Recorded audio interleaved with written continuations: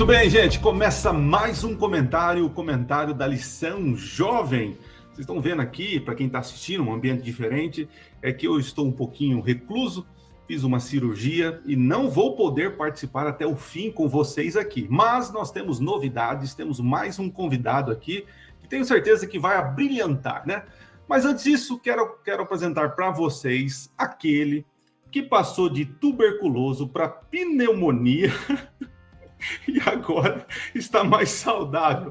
E aí, pastor João Lucas, beleza? Graças a Deus, tudo beleza. E você, tudo certo? Melhorando aí, né? Recuperando? Rapaz, eu vou dizer, eu passei por umas experiências traumáticas, né? Eu pensei que nunca ia usar uma tal de sonda e eu precisei usar esses dias aqui. Lucas do céu, é algo desumano, né? Desumano mesmo, é algo assim que...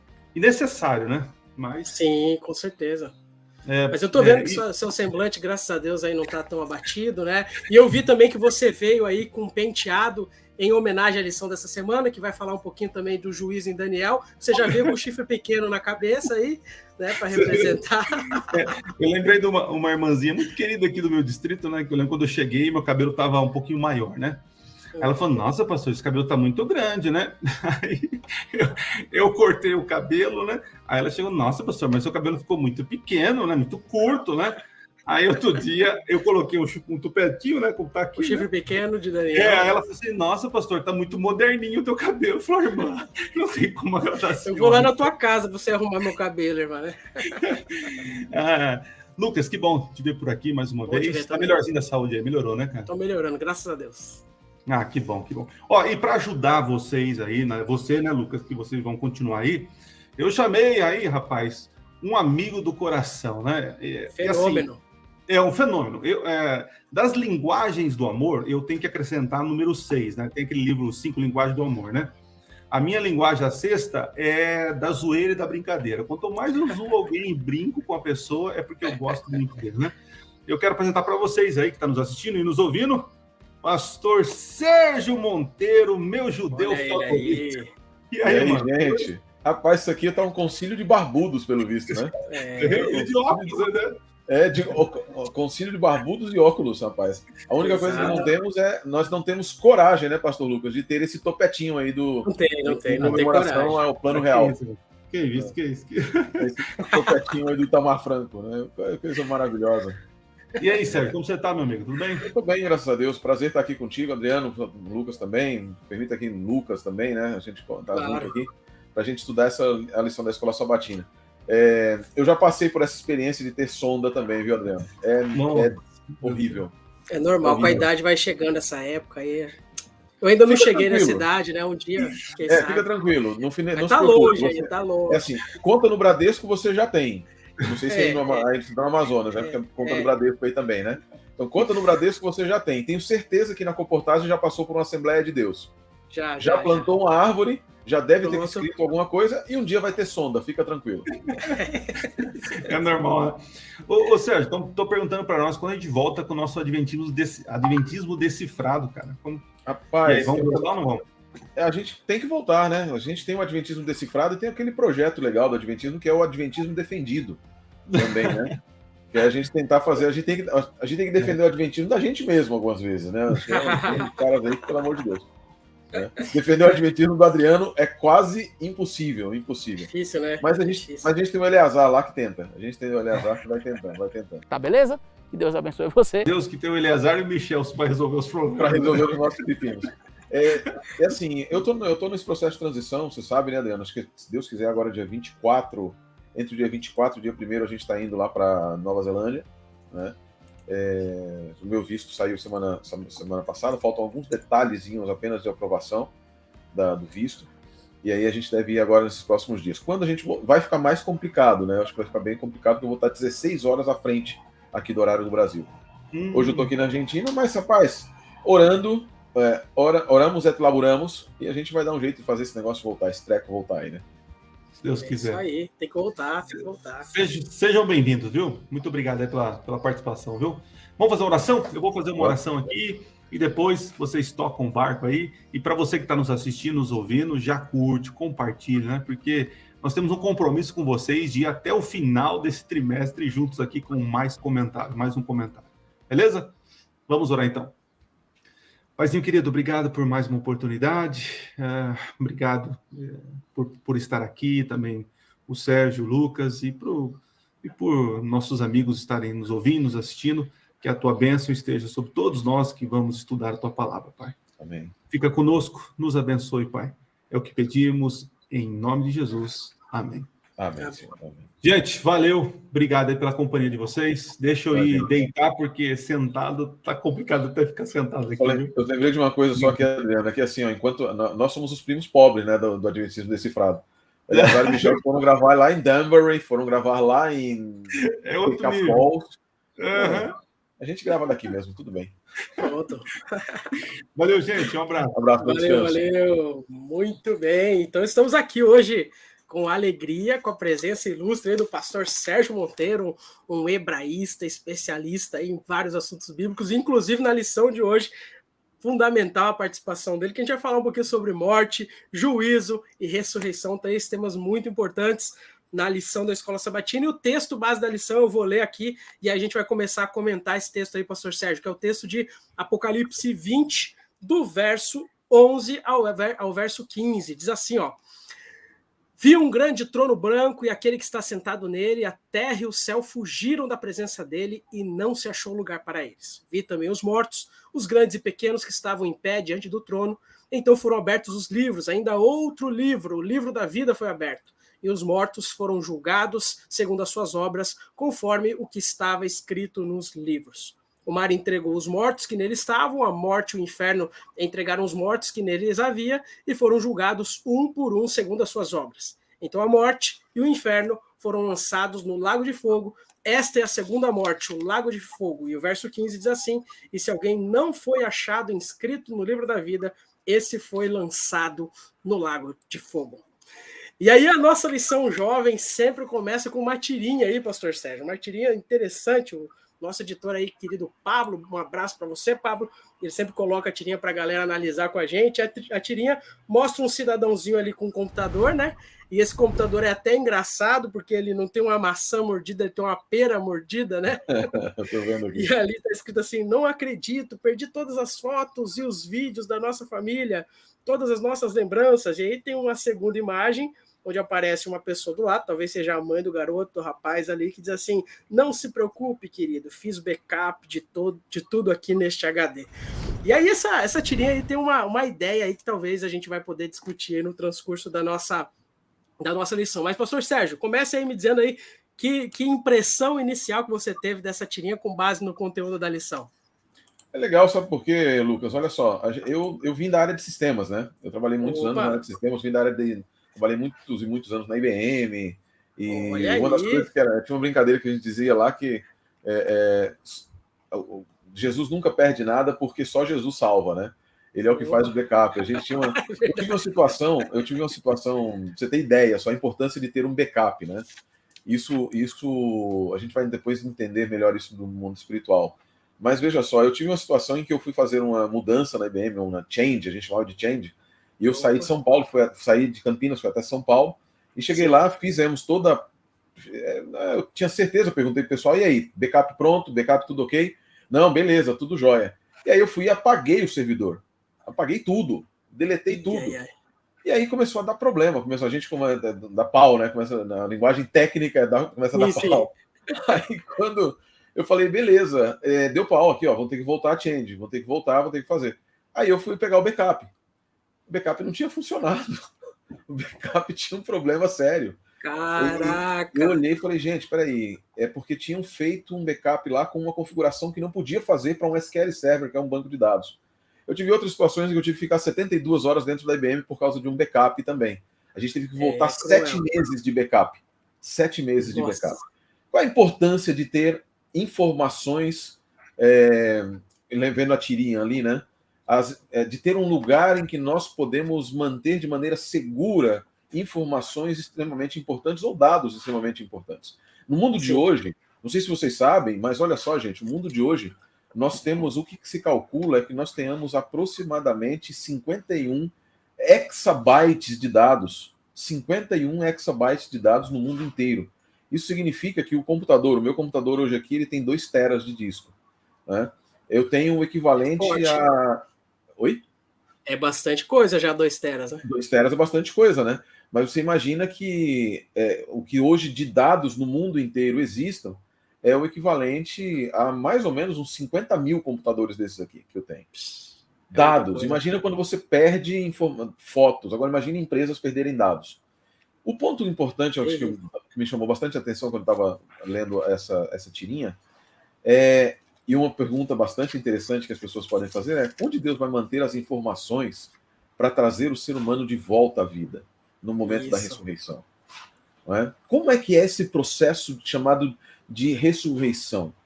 Hatikva, em hebraico, né? É a esperança. O que é ressurreição? Eu tive a oportunidade de estou fazendo os comentários para a lição de adultos, né? A lição de adultos para o site da CPB. Uma coisa que eu achei muito interessante é que muitas culturas do mundo possuem ideias diferentes a respeito do que é ressurreição. É verdade. E a gente vai entrar num ponto daqui a pouco, porque dentro do judaísmo existe um backup colocado no próprio corpo humano. Olha que coisa interessante. Olha aí. Onde, teoricamente, óbvio, a gente, dentro do judaísmo, não necessariamente é o conceito bíblico, mas existe um ponto que é o que vai ser utilizado por Deus para trazer o ser humano de volta, com todos os seus sentimentos, etc, etc. Mas essa expectativa de ressurreição, essa busca de uma nova vida, de que a vida, a ideia de que a vida não termina necessariamente, ela, olhando pelo ângulo certo, te leva a ter uma esperança que é além do túmulo, não no túmulo, mas uma esperança além do túmulo, a esperança da ressurreição. E olhando pelo modo errado, você pode entrar em desespero. Imagine uma pessoa que está falecendo e tem medo de como vai ser a vida dos seus filhos depois, ela ficar olhando do lado de um lugar etéreo, de alguma coisa assim. Perspectivas erradas te levam a sentimentos errados. Exatamente. E aí você me fez pensar aqui, Sérgio, numa questão interessante, né? Porque a ideia da tirinha é uma ideia de um backup mesmo, né? De uma cópia, e aí disso que a lição, inclusive, vai tratar aqui na própria parte de domingo, que é a questão do disco rígido de Deus. Hoje a gente sabe que tem um conceito muito fortemente arraigado aí no meio evangélico, de que quando a pessoa for para o céu, quem pensa que já vai na hora que morre, ou quando Jesus voltar, né? Mais ou menos essa teoria que as pessoas, a maioria tem. Então, ela pensa que o cérebro dela, as memórias todas serão apagadas completamente, né? Como se você desse eu não sei se ainda tem hoje, né, pastor Sérgio? Mas antigamente a gente abria ali o DOS e o format e C2 né? Formatava isso, tudo que tinha no HD, deixava 0, vamos começar tudo de novo, né? Isso era o desespero de todo mundo. O desespero. Aí tem muita gente que pensa que é assim, que vai chegar lá no céu e, tipo, Jesus formatou o cérebro, vai encontrar com a mãe, não vai saber que é mãe, não vai encontrar com o pai, não vai saber que é pai, vai encontrar com o filho, não vai saber que é filho, vai olhar para Jesus e falar assim, olha, eu te salvei. Você vai falar, salvou do quê, né? Eu não lembro, né?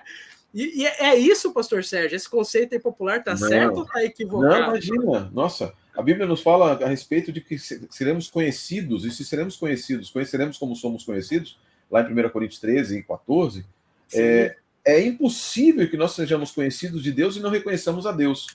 É também impossível que nós olhemos para os queridos que foram afastados pela morte e não nos rejubilemos pela sua ressurreição. Em Isaías 26, por exemplo, uma das grandes promessas de Isaías 26 é: os vossos mortos ressuscitarão. Para que Deus vai prometer com a ressurreição e chamar a atenção para a ressurreição se seriam completos estranhos? Não tem sentido nenhum, sentido algum. Se nós olharmos para algumas ressurreições na Bíblia, não ressurreições de glória, mas as ressurreições passadas, nós vamos perceber que uma constante é que as pessoas se reconheceram quando voltaram. As pessoas se reconheceram quando vieram da morte. Lázaro, não é? Lázaro, quando ele... A pessoa Maria Marta chegando lá e falou, quem são vocês, né? Quem é tu? Quem é tu, brother? Quem é tu? É doido, né? Aí ela disse assim, os meninos, sai pra lá. Não, e Lázaro reconheceu. E não apenas reconheceu, porque nós vemos a continuidade da história, porque o texto bíblico de Marcos e João também dizem assim, Lázaro, a quem Jesus havia ressuscitado. Ele foi conhecido, pessoas o conheceram, e ele continuou convivendo com as pessoas que eram com os seus familiares. Além de tudo, nós vamos ver lá em Mateus 27, quando Jesus ressuscita, Mateus 27, 51 a 53, você percebe que, assim, muitos dos que ali estavam ressuscitaram com Jesus e entraram na cidade, e foram reconhecidos por aquelas pessoas que ali estavam. É verdade. Então, assim, obviamente, entraram para quê? Na cidade, já imaginou eles entrarem na cidade, as pessoas olhando, falando, quem são aqueles ali? E eles olhando, falando, o que é isso aqui, meu? Não era... Onde eu tô, quem eu sou, de onde eu vim. Onde é que eu tô? Onde é que eu tô? Mais ou menos isso, né? Aqui que é o céu, achei que era. Pô, esse céu tá igualzinho Jerusalém antiga, um monte de pedra caindo, os romanos estão ali ainda, oh, meu pai, quem que é aquele povo vestido daquele jeito estranho? Não, eles reconheceram, ou seja, a preservação das suas características individuais. Um ponto importantíssimo é que, embora na morte não haja louvor a Deus, de acordo com o Salmo, e que os mortos nada sabem, isso não significa que Deus não tenha a capacidade de trazer de volta as lembranças, porque Deus criou o ser humano do nada, para que ele formasse e criasse lembranças, chamadas lembranças históricas. A partir do momento em que essas lembranças foram construídas, elas estão na mente de Deus. Elas estão não estão pairando em algum lugar do universo, mas nesse storage centralizado que é Deus, e que ele vai depois fazer um download da nuvem, vai fazer o download de volta para o ser humano ressuscitado. É isso mesmo. Até lembrei de uma tirinha que eu vi esses dias, o Moisés segurando as 2 tábuas da lei, e alguém colocou a legenda que, tecnicamente, o Moisés foi o primeiro que fez download da nuvem em tablets, né? Em tablets. Exatamente. É isso aí mesmo. É isso mesmo. Mas aqui tem um texto de Ellen White que eu acho interessante, que fala assim como o artista desenha no vidro polido o fiel retrato de uma face humana, assim os anjos de Deus diariamente escrevem nos livros do céu uma representação exata do caráter do ser humano. E aí a pessoa que é o autor da lição até comentou que talvez se fosse hoje que a pessoa tivesse tendo a visão sobre isso, seja João lá no Apocalipse registrando os livros, né, igual ele registrou no capítulo 20, ou a própria Ellen White, se fosse hoje, talvez diria, olha, Deus tem um HD top lá que armazena tudo, um backup instantâneo, à medida que você vai formando pensamentos, sua cadeia de construção mental se forma lá no céu, tem uma cópia exata, né? Seria basicamente isso, né, Sérgio? Sim, eu gosto muito de pensar também, do ponto de vista contrário, que Deus colocou em nós um backup de si mesmo também. Porque veja, quando a Bíblia nos fala que nós fomos feitos imagem e semelhança de Deus, essa ideia do Demut, né, da ideia do Tselem Vedemut, que é a imagem e semelhança, muitas vezes a gente tenta dicotomizar, a imagem é uma coisa e semelhança é outra. Em hebraico, na verdade, não. O pensamento judaico é de que ali, na verdade, são 2 palavras utilizadas para ênfase de que o todo do ser humano ele corresponde àquilo que Deus quis expressar no mundo criado, nesse mundo criado, a respeito de si mesmo. Então, o que ele quis criar? A sua imagem física, o que ele quis revelar? Sua imagem física, seu caráter, seu amor, o senso de justiça e aquilo que o ser humano vai receber, que é o domínio também. Ponto que eu acho muito interessante, conversando com a Mayara Costa há um tempo, eu gosto muito de conversar com ela, e a gente estava conversando sobre a ideia de imagem, de semelhança. E ela falou, pastor, sabe por que Deus odeia tanto a idolatria? Eu falei, Deus odeia a idolatria por muitas razões. E ela me lembrou uma coisa, ela me perguntou qual é a palavra hebraica para ídolo. Eu falei, tselem. Opa, peraí, tem uma coisa legal disso aqui. A palavra para ídolo é a mesma palavra para imagem utilizada lá no texto de Gênesis. Interessante, e aí a gente... né? Pois é, então assim, por que Deus odeia a idolatria? Porque a única representação aceitável de Deus no mundo criado somos nós dois. Somos nós. Somos nós. Então o único backup de Deus, a única coisa que em quem nós podemos olhar e reconhecer características que nos apresentam Deus, dados a respeito de Deus, somos aqueles que somos. Por isso que Deus abomina a idolatria, porque é a demonstração da ignorância e burrice completa. Deus diz assim, por que você está adorando alguma coisa que não me representa, quando você é o que me representa? Você ama uma pedra que não tem vida, quando a principal característica, e essa é o que eu gosto de lembrar, a principal característica de Deus em cada um de nós é vida. É a vida. E quando nós olhamos, eu olho para vocês, olho para você, olho para minha esposa, olho para as pessoas que estão ao nosso redor, nós precisamos contemplar isso. A imagem viva de Deus se contempla em imagem viva de nós, e somos, por isso, essa imagem e esse backup de dados a respeito de Deus. Quais são os dados principais que Deus fez o download em nossa vida? Amor, justiça, domínio e vontade do infinito. Isso é maravilhoso. E aí essa vontade do infinito só pode ser suprido por aquele que é o infinito, né? Exatamente, exatamente, é isso mesmo. Fantástico. E aí, ô Sérgio, a lição vem trazendo aqui a questão de livros, né? A gente até leu ali o texto de Apocalipse 20, que não está falando do juízo pré-advento, Apocalipse 20, né? Mas a ênfase da lição no capítulo é na questão de terem vários livros no céu. Até em Daniel capítulo 7, que daí talvez se enquadre mais aqui no contexto da lição, fala que assentou-se o tribunal e abriram-se os livros, né? Então a Bíblia fala da existência de livros que contêm registros da nossa vida, sejam de boas obras, de más obras, e mesmo o livro da vida, que contém o nome daqueles que passaram a crer no Senhor Jesus. Aí a pergunta que eu faço para você, Sérgio, é a seguinte: qual é a importância desses livros e que relação tem esses livros aí com o juízo pré-advento, aquele juízo que acontece antes da volta de Jesus, que a gente acredita que já está acontecendo, né? Lucas, eu gosto muito da ideia dos livros, porque assim, no judaísmo existe essa ideia de livros, né? Os livros, eles são abertos todos os anos. Aqui dentro do conceito bíblico, o conceito judaico, em cada Yom Kippur, ao terminar o dia da expiação de Levítico 16, livros foram fechados e novos livros são abertos para registrar os meus momentos, para registrar os momentos de cada pessoa que vive sobre a Terra. E esses são chamados livros memoriais. Os livros memoriais que estão diante de Deus, eles são abertos todos os anos e eles vão contando todas as minhas...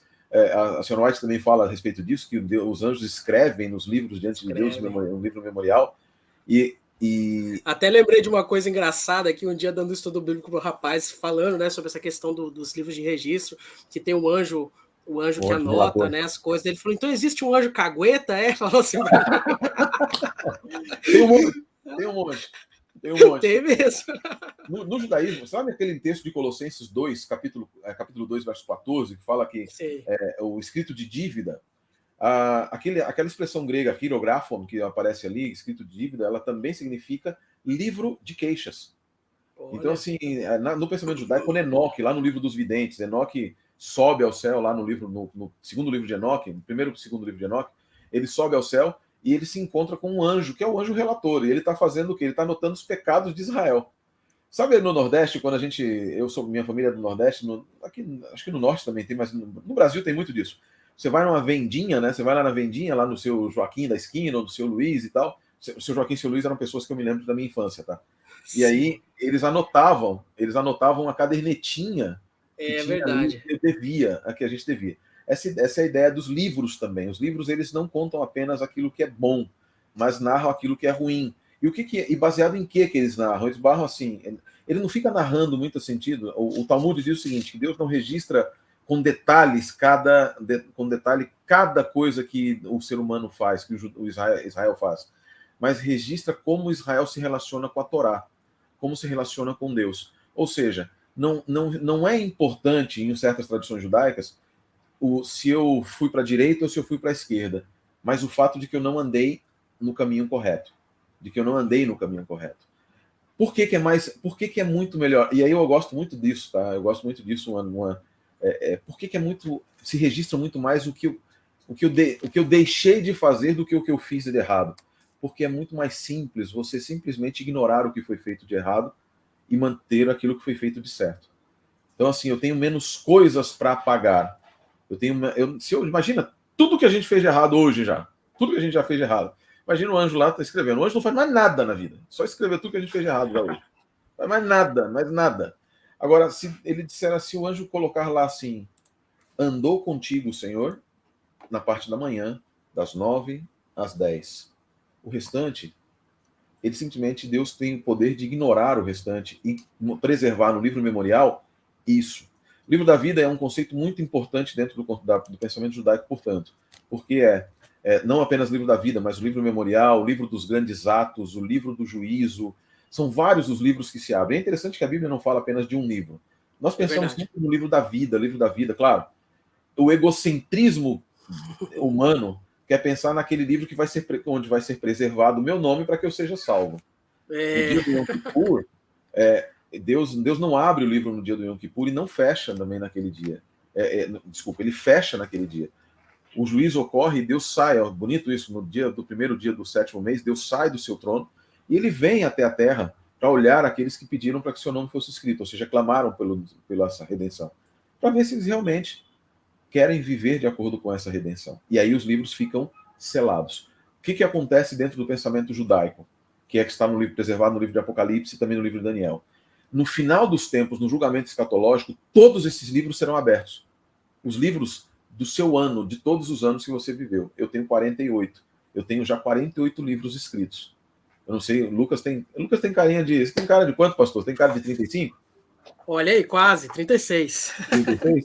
É. Então tá bom. Então, você está com 36 anos. E um ponto também... Ganhei um aninho a menos, né? Aí, ó, A idade é 36, mas o corpinho é de 35.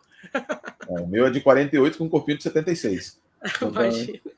Tá bom demais. E esses livros são extremamente... E um ponto extremamente importante, que eu acho bonito, muito bonito também, é que você escreve livros individualmente ou coletivamente. A salvação na Bíblia é totalmente individual, mas a santidade é coletiva. É verdade. E isso é importante, porque o meu livro, algumas páginas do meu livro, elas são tocadas, elas influenciam páginas do livro de outras pessoas dentro da minha comunidade de fé. Fantástico isso, hein? Fantástico.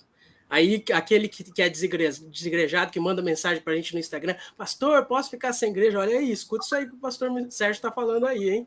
A nossa santificação é um processo que acontece coletivamente também, né? Você falou uma coisa aí sobre a questão das nossas ações, a maneira como o anjo registra, e eu me lembrei de um texto de Ellen White muito legal, que está no livro Caminho a Cristo, que ela diz assim, página 57, esse livro é extraordinário e recomendo aí para quem ainda não leu. O texto fala assim, o caráter se revela não por boas ou más ações ocasionais, mas pela tendência das palavras e atos costumeiros. Isso é fantástico, né? Fantástico. Como que se revela o caráter? Não é porque às vezes você faz alguma coisa boa que você é bom, ou porque às vezes você cai, tropeça na caminhada cristã e faz alguma coisa errada que você de fato é mal. Deus avalia o todo, né? Como o pastor Sérgio falou, como está a sua caminhada, né? Não por algum desviozinho ou outro, mas quando você prossegue, ele vai avaliar essa questão, né, da permanência nele. Aí, pastor Sérgio... Algumas vezes, só um último comentário, pastorzão. Sim. Algumas vezes as pessoas pensam que assim, né? Em São Paulo a gente tem uma rodovia, que é a Bandeirantes, que é de 120 por hora. Estudou aqui no NASP ou estudou aí no NASP. Morei 15 anos em São Paulo também, conheço bastante aí. Pois lembra Bandeirantes ali, né? 120 por hora, ninguém anda 120. Não tem ninguém que anda 120 lá. Não. E muitas pessoas elas pensam que a salvação, que Deus está... tem um conceito tão ruim. A gente vai entrar agora na questão de juízo, e falar de juízo as pessoas estremecem, né, pastor? E porque ela tem a visão de que Deus está sentado num trono, olhando você dirigindo na Bandeirantes, esperando, olhando para o seu velocímetro. 100 está dentro da lei. 110, você está dentro da lei. 120, Deus já prepara o raio. 125, ele te mata, te destrói, porque pronto, ele estava esperando só você pecar para te destruir e você não ser salvo. Ao contrário, o juízo de Deus é para quê? O juízo de Deus é a demonstração diante de todo o universo do porquê nós podemos ser salvos. Graças a Deus por isso. Condenação. Isso mesmo. Inclusive, quando a gente lê Daniel capítulo 7, que fala bastante sobre o juízo, né? A palavra sempre fala que o juízo é a favor do povo, né? É nesse sentido, ou seja, o juízo é bom para nós, não é ruim. A gente até vai falar um pouquinho sobre isso aqui, mas uma pergunta que eu tenho assim é a seguinte, ô Sérgio, qual é a necessidade de um juízo pré-advento? Porque as pessoas têm muita dúvida acerca disso. Mas o juízo não é depois que for destruir os ímpios e tal. Qual que é a necessidade de existir um juízo pré-advento? E quem é avaliado nesse juízo? Essa pergunta é maravilhosa, porque ela, assim, geralmente os críticos do adventismo dizem que nós criamos um conceito, porque o juízo já foi na cruz. Para que Deus tem que julgar alguém se, na verdade, já a cruz é suficiente? Porque Jesus não disse está consumado? Se está consumado, e a Bíblia não diz nenhuma condenação há para os que estão em Cristo Jesus, porque o nosso conceito de juízo é o conceito judicial romano, o conceito de um juízo para condenar. E como bem disse, pastor, na Bíblia o juízo não é para condenação. Repara como funciona o juízo de Deus. A palavra para juízo, para descer lá em Gênesis 6, quando Deus diz, vinde, vejamos, ela significa investiguemos. Ele veio para investigar. E qual era o objetivo da investigação? Destruir o povo? Não, desçamos para ver se são realmente assim as coisas. Deus não precisava, Deus é onisciente, ele veio para investigar. Claro. Porque é como se Deus, cada juízo de Deus é uma oportunidade para que o ser humano mude o seu caminho e se adeque à realidade, à bondade de Deus. No deserto, por exemplo, uma coisa muito interessante, as pessoas geralmente falam assim, Deus chegou no deserto, pegou Israel e mandou matar um monte de gente. Que carnificina! Como é que o Deus bondoso faz uma coisa dessa? Eu costumo responder que, na verdade, Deus ele não mandou matar um monte de gente antes de dar um monte de oportunidades para que esse monte de gente se arrependesse do seu monte de pecados. Mas de que maneira é isso? A própria nação de Israel andando pelo deserto, Deus colocou o seu povo na condição de peregrino no deserto para testemunhar as nações por onde eles passariam da bondade de Deus e dar uma oportunidade de remodelar os seus caminhos. Isso era um juízo investigativo para eles. Isso era um juízo para aquelas nações, era um juízo declarativo para aquelas nações. Deus estava dizendo, olha, eu posso destruir vocês, mas antes de destruí-los eu quero salvá-los. Deus sempre faz uma investigação antes, Deus sempre... E essa investigação não é para que Deus saiba de alguma coisa, é um momento em que Deus dá oportunidade para que o ser humano saiba que Deus pode destruí-lo, mas não quer destruí-lo. Por isso o juízo tem uma mensagem maravilhosa. E eu achei interessante essa sua colocação, pastor Sérgio, de trazer essa ideia desde o Gênesis, né? Porque se a gente olha, o Gênesis ele traz o tempo todo a questão da investigação antes da execução de juízo, né? Gênesis, quando chega Adão e Eva pecam, Deus desce e pergunta, Adão, onde estás? Comeste? Ele investiga antes de dar a sentença. Daí você citou o texto da Torre de Babel, Deus fala, vinde, desçamos e vejamos, né? E aí, ali ele investiga novamente. No dilúvio também, Deus não destrói imediatamente. Ele dá 120 anos. Exato. Né? Até, eu estava lembrando aqui agora também, Sodoma e Gomorra, né? Sodoma e Gomorra. Ele também desce para ver se de fato... Ele já sabia, né? Sim. Mas é extraordinário isso. Por que descer? Porque esse descer de Deus no contexto narrativo do texto, e quando ele fala, geralmente ele fala, vinde, desçamos e vejamos. Essa ideia de ver é a ideia de investigar. É alguém que caminha para investigar, ou seja, Deus não... Eu acho isso fantástico. Deus não se... Embora ele seja o juiz de toda a terra, ele não se exime de também ser um advogado, um investigador que busca... E o ponto maravilhoso de tudo isso, não é que não é um investigador que busca provas de crime. Deus busca provas para inocentar. Olha isso é que é maravilhoso. Deus vem para dizer, vinde, vejamos se realmente é assim. Para quê? Não, Deus diz assim, vinde, vamos lá e vamos destruir tudo. Não. Vinde, vejamos se realmente é assim. Um ponto que eu acho maravilhoso com relação ao juízo, ótimo toque. No Antigo Testamento, a Bíblia hebraica, ele nos mostra sempre esse modelo de juízo. Sempre esse modelo. Quando se assenta um juízo em Daniel 9, em Daniel 7, melhor dito, não há efetivamente de imediata sentença. Há um juízo e abrem-se livros. Só se abre livro para poder investigar alguma coisa. Então, há abertura de livros. E eu acho bonito porque quem vem para abrir os livros, no contexto, é o Filho do Homem. E esse Filho do Homem, ele vem, e aí fica uma pergunta clara ali. Quem é esse Filho do Homem?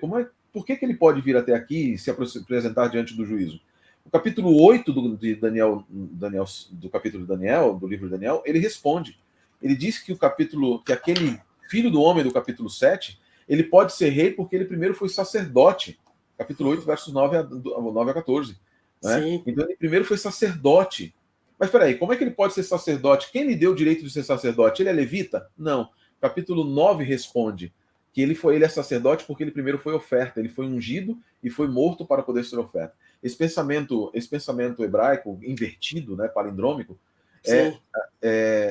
nos dá o retrato de Cristo no coração de Daniel no momento de juízo. E por que no momento de juízo? Porque a cruz nos diz ao universo que Deus pode salvar todos os seres humanos. Deus tem o direito de salvar todos os seres humanos. Mas o juízo investigativo, o pré-advento, diz para todo o universo por que o Lucas está sendo salvo. Por que o Sérgio está sendo salvo. É a individualização da salvação alcançada na cruz. Fantástico. A salvação na cruz é universal e está consumado. Mas diante do universo paira a dúvida. Não da possibilidade da salvação, mas do porquê é que eu tenho dignidade para ser salvo. E o juízo investigativo diz, ele não tem. Mas o Cristo que morreu na cruz o dignifica. Que top, né? Isso é maravilhoso. Enquanto você falava, eu estava pensando aqui como que o autor de Hebreus ele capta essa ideia com maestria, né? De dizer que ele, enquanto estava na Terra, ainda não era sacerdote, né? E ele trabalha os 3 aspectos, né, de profeta, sacerdote e rei de Jesus, né, que você vê isso no livro de Daniel. E aí eu estava pensando, enquanto você falava a questão da maneira que o judeu enxerga juízo, e me lembrando, né, de aulas de hebraico bíblico. Eu lembro quando eu fiz o Hebraico 3, que era estudar a cultura hebraica, a maneira do pensamento hebraico bíblico. E eu lembro quando teve a aula falando sobre juízo, né? E aí você, obviamente, sabe com muita mais propriedade falar sobre isso do que eu, mas eu lembro como eu pensei assim, que interessante, né? Na cabeça da mentalidade nossa hoje, uma pessoa que é sei lá, acusada de algo, na mentalidade da justiça brasileira, que a gente, como o pastor Sérgio comentou, nós somos influenciados pela cultura greco-romana, né? A gente pensa assim, a pessoa é culpada até que se prove sua inocência. Na cultura hebraico-bíblica, a pessoa é inocente até que se prove que ela é culpada. É totalmente invertido, né? E aí você entende assim como que o juízo é a favor mesmo, né? Não é contra. A pressuposição imediata da inocência é maravilhoso. Até para uma pessoa que era culpada, de fato culpada, Deus estabeleceu cidades de refúgio. Exatamente. Olha que coisa mais fantástica. Se o juízo fosse para destruir... Quando Jonas vai a Nínive, por que Deus manda alguém a Nínive, um povo estranho, completamente maluco, um povo doido, violento e etc., e Deus manda Nínive? As pessoas dizem, Jonas era um profeta covarde. Jonas não era um profeta covarde. Jonas, ele conhecia Nínive e sabia, queria mais que eles morressem mesmo. Jonas, na verdade, exatamente. Né? Ele falou, não queria salvação, né? Ainda ele ficar bravo depois. Né? E um ponto interessante, olha que coisa mais fantástica, a demonstração do amor de Deus, e como o judeu percebeu isso, que no Yom Kippur, a Haftarah, que é o texto lido na tarde, é justamente o livro de Jonas, mostrando a graça e a misericórdia de Deus. Deus, quando eu tinha um professor, o professor Natanael, deve ter conhecido o professor Natanael Moraes. Foi meu professor também. Foi meu professor, né? Ele tinha uma frase que eu nunca me esqueço, nunca me esqueci. Todo não de Deus é um sim para a vida. Todo não de Deus é um sim para a vida. Se Deus quiser destruir alguém, ele não avisa. Quando Deus manda, é interessante, né? No livro de Jonas só aparece a palavra arrependimento relacionada a Deus. Deus nunca mandou Jonas pregar arrependimento para Nínive, mas Deus esperava o arrependimento de Nínive. Deus buscava o arrependimento de Nínive. E ele também não fez questão nenhuma de pregar arrependimento. Ele só falou, vai ser destruído. Se Deus tivesse dito, ele não tinha pregado também. Né? Não tinha pregado, não. Exatamente. Mas o que Deus fez foi diferente. Deus anunciou o juízo. Porque o juízo dentro das Escrituras não é um juízo de condenação. A nossa visão de lei, a nossa visão é muito focada na punição. A visão bíblica de lei e a visão bíblica de juízo estão focadas na redenção. É isso mesmo.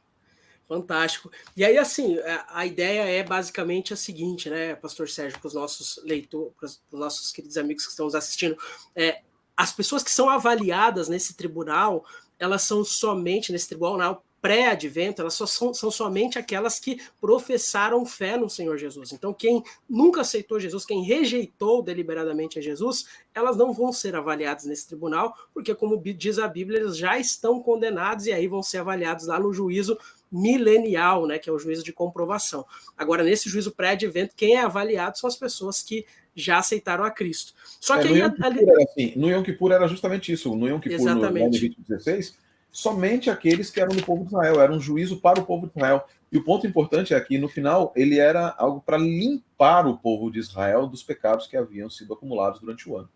Esse é o ponto.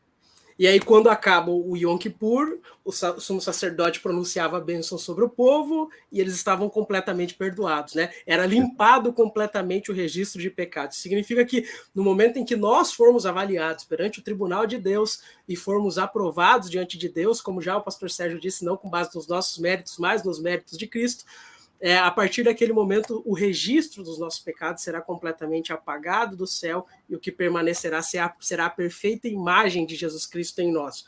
E aí, o pastor Sérgio, a lição traz uma coisa aqui interessante que fala, né, sobre a questão da morte, que a gente geralmente associa o conceito de Eclesiastes, né, de capítulo 12, verso 7, que a gente morre e o espírito volta a Deus, o fôlego, né? A gente associa geralmente isso unicamente ao fôlego, e a lição traz uma ideia aqui de que o fôlego que volta a Deus, o espírito que volta a Deus, traz mais do que a ideia simplesmente da centelha de vida, mas uma ideia também de preservação da memória, preservação do caráter, preservação de quem a pessoa é, para que no momento da ressurreição ela ressurja com o caráter que tinha, ou seja, com aquilo que ela desenvolveu pela graça de Cristo, mas agora, obviamente, num corpo transformado, né? É basicamente isso que você entende, pastor? Eu entendo porque Zacarias 12, verso 1, texto que não está na nossa lição, mas no Zacarias 12, verso 1 diz, eu vou até abri-lo aqui, deixa eu só abrir aqui no meu Bibleworks para ficar mais fácil, se meu computador me ajudar hoje. Vamos ver.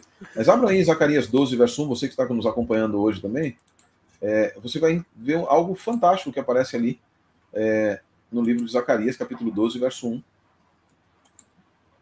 E ele diz assim, ó: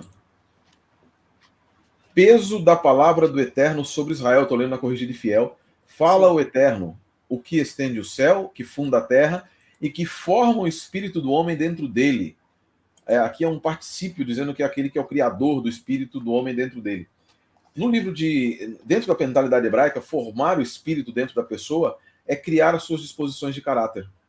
Então o espírito aqui está relacionado com disposições de caráter. Caio Delit, dois grandes comentaristas do século XIX, dos maiores especialistas em hebraico, quando alguns quiserem escrever, especificamente quem escreveu esse aqui foi Delit, e ele diz o seguinte, ele diz que dentro das escrituras, a expressão espíritos tem a ver com o nosso raciocínio. Exatamente. O nosso raciocínio. É interessante você pensar que o Nishmat, lá de Gênesis 2:7, é o ar passando pelo nariz. Só uma curiosidade, pastor.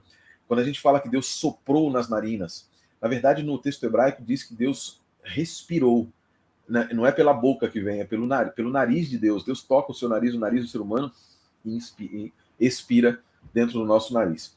E aí é interessante porque esse ar passando pelo... As expressões hebraicas relacionadas com o espírito, a alma, ela tem a ver com o local por onde o vento passa. Nefesh, por exemplo, tem a ver com a garganta. A palavra hebraica para garganta, a palavra semita para garganta. Então, quando fala que a garganta não se sacia, eu tenho minha garganta seca, em hebraico eu posso dizer que minha nefesh está seca. Então, minha garganta está seca. O ruach é quando passa pela boca e que aquilo que nos insufla vai para o pulmão, e o nishmat pelo nariz. Mas o ruach, que é o espírito efetivamente, tem a ver com isso que passa, a respiração, o ar que vem para nós, e esse ar que internamente é transformado em pensamento. O ar que é a união de sentimentos e raciocínios que nos faz ser quem nós somos. É o próprio indivíduo. O Nefesh é um indivíduo com formação de material e espiritual, entre aspas, né? Mas o boneco de barro e o sopro de vida, mas também, principalmente, a união do Ruach, que é sentimento, emoção e etc. Por isso eu concordo com o que a lição diz, gostei muito do que foi colocado ali. Exatamente. Na verdade, nós muitas vezes acentuamos demasiadamente o aspecto puramente biológico, o aspecto simplesmente, não, o vento volta, acabou. Mas, de fato, tudo que nós somos retorna para aquele que é o storage centralizado, Deus. A origem de tudo, né? A origem de tudo. E retorna não para ficar ali oculto e etc. Hoje existe um modelo de pensamento que é chamado morte quântica, que é o que diz o seguinte, que nós, na verdade, o ser humano ele é imortal por uma razão, porque tudo que nós somos se reintegra ao universo de onde nós viemos. Né? Então, nossas partículas se reintegram ao universo.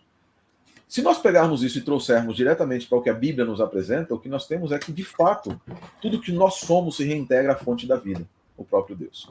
Lembra que no início eu falei que no judaísmo existe um lugar onde é preservado essa ponte com o divino? Sim. Há um osso aqui atrás chamado lutz, em hebraico, um osso que está aqui, por isso que é proibida a cremação no judaísmo. Então você tem um osso aqui atrás que você não pode queimar, ele sobrevive durante milhares de anos, milhões de anos, etc., sobreviveria aqui, e Deus preserva nesse pequeno osso todas as disposições de caráter e o seu ponto de contato, chamado osso da ressurreição. Olha aí. É interessante, é bem interessante, mas óbvio, eu não creio que Deus precise nada disso, porque eu não fui criado com algo de nada.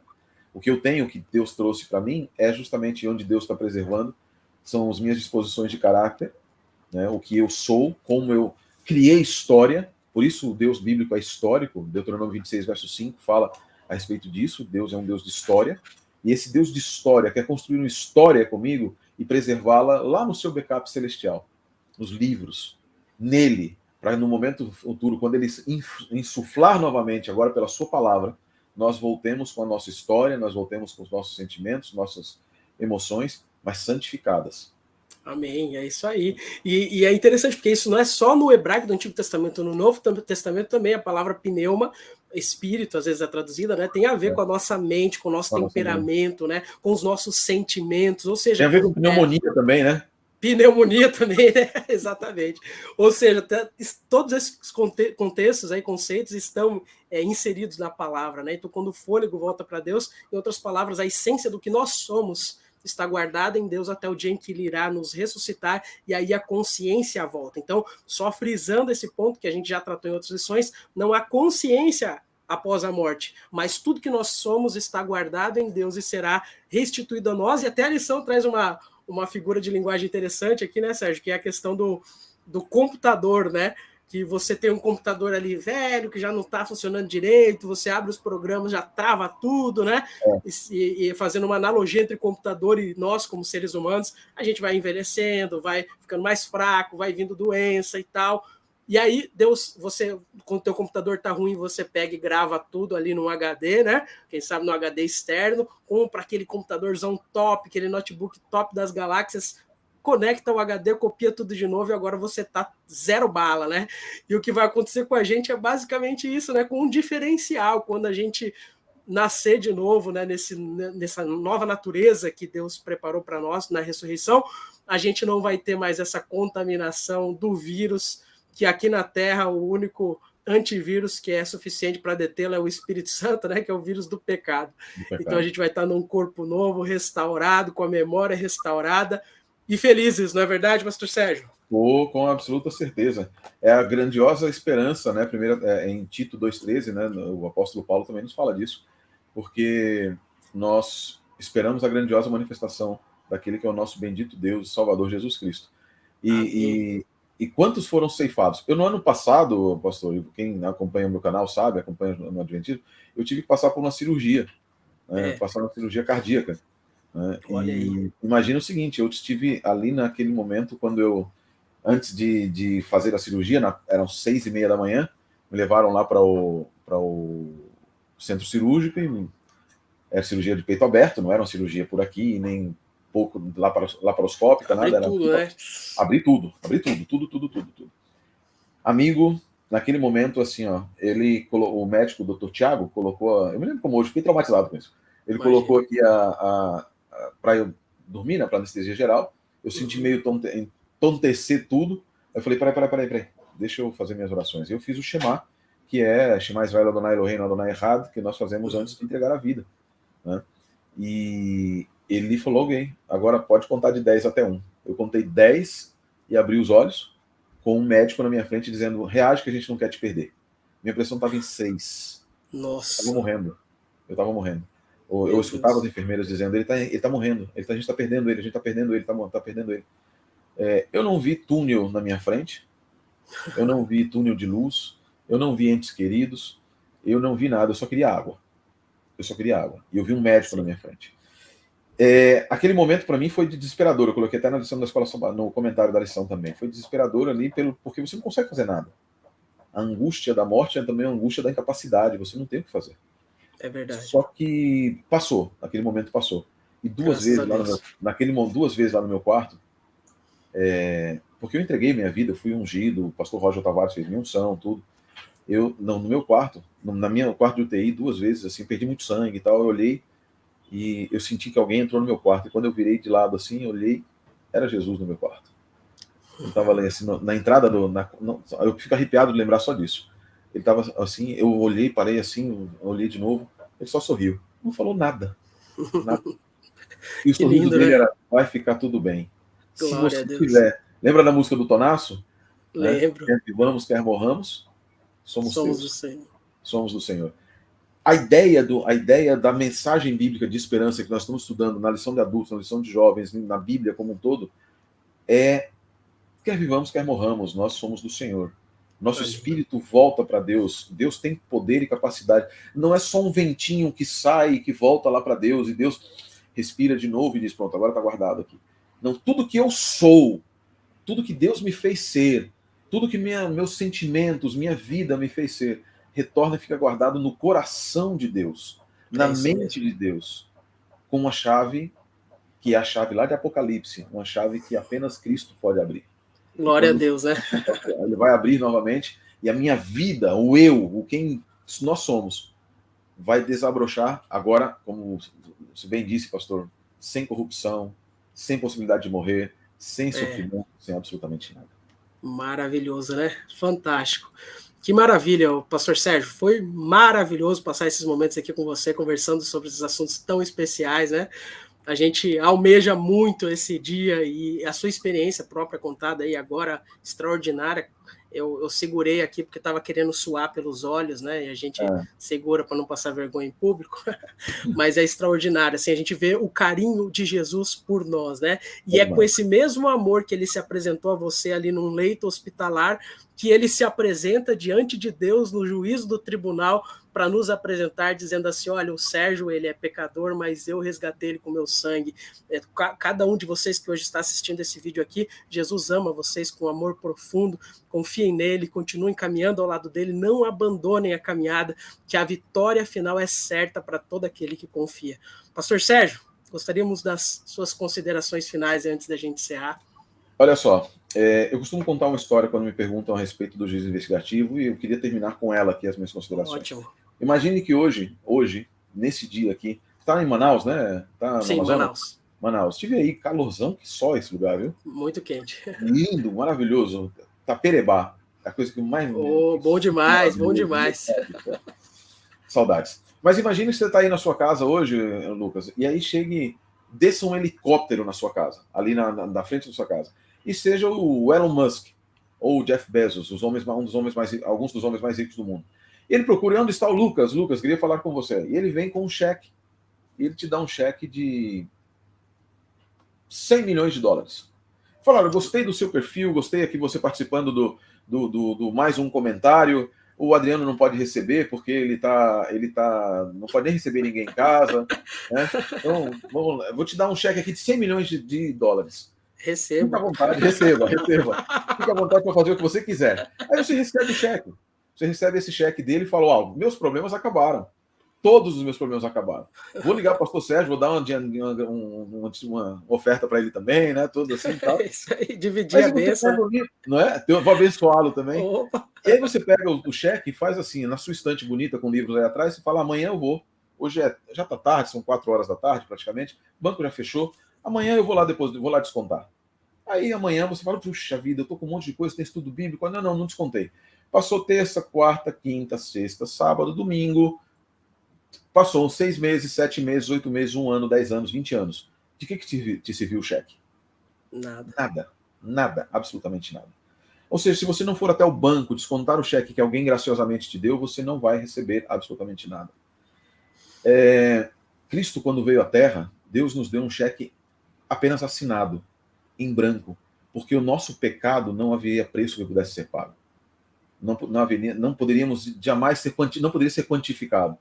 Quando nós chegamos, quando Cristo vem, ele assina um cheque em branco para cada um de nós e diz assim, e vá até o banco. O que adianta a gente ter uma Bíblia no Salmo 91, a gente ter uma vida de suposto cristianismo, mas a gente nunca ir ao banco da graça de Cristo, sacar da graça suficiente, meritória dele para isso. É verdade. O juízo investigativo nada mais é do que o momento em que que Deus vai demonstrar vai abrir a câmera, né? Vai abrir a câmera que está vigiando e vai mostrar para todo o universo e dizer assim, na data tal o Lucas veio e sacou do banco da graça de Cristo. Na data tal o Sérgio veio e sacou do banco. Pecadores sempre, mas com um cheque que nunca termina o seu valor. Glória Você a Deus, que está nos assistindo também, saiba que esse Cristo que nos ama imensamente, o seu tesouro de graça, de salvação, nunca acaba. E no juízo de Deus, ele se interpõe dizendo, meu sangue, Pai. Não olha para ele pelo que ele é, olha para ele pelo que eu sou. E Cristo é amado e muito amado. Amém. Que maravilhoso, né? E você que está assistindo aí, não esqueça de deixar o seu like aqui, de compartilhar nos grupos aí da Escola Sabatina, da sua igreja, com seus amigos, e de nos seguir nas redes sociais também. Pastor Sérgio, fala o teu Instagram aí pro pessoal. shs.monteiro. É só acessar ali no Instagram, shs.monteiro, deveria estar ali embaixo, mas eu sou péssimo com esse negócio e sempre esqueço. E o canal do YouTube, Pastor Sérgio?